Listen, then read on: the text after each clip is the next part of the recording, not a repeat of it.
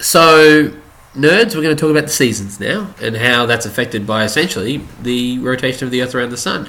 And we can see it here as it goes around. Basically, different points of the planet are pointed towards the Sun thanks to the tilt. Okay, so lots of people believe that the seasons are caused by changing distances from the Sun. They're not changing distances. There is a change, but it's so small that it's not going to make a difference. They're instead caused by the tilt of the Earth's axis. So the axis is that which the Earth spins around, and it's not straight up and down. It's 23.5 degrees.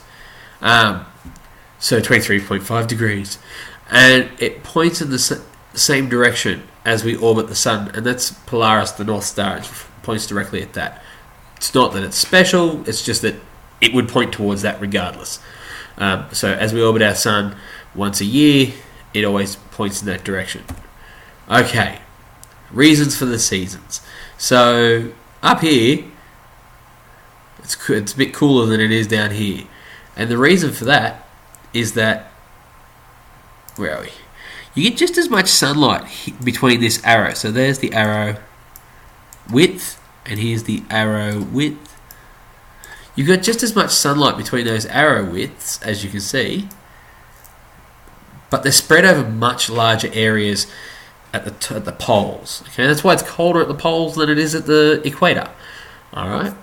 Now up here we're seeing a northern summer. You can see it's all there, and we're seeing a southern winter because down here we have 24 hours of darkness. All right. So during another part of the year, the South Pole points towards the Sun. Points towards from the Sun. The South Pole points towards the Sun.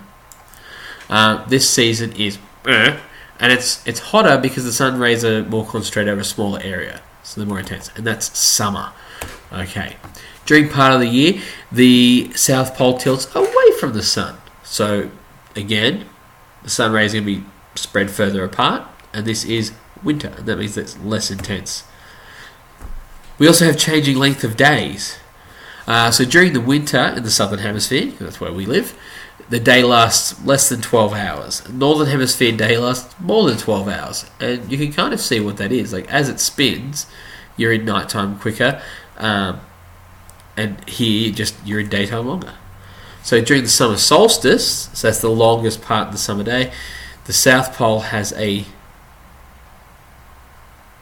the shortest part, sorry. The South Pole is a 24-hour day, and North Pole is a 24-hour day, so solstice is the shortest day. Alright, I hope that wasn't too confusing. Fill out the form, ask any questions, and bring them to class.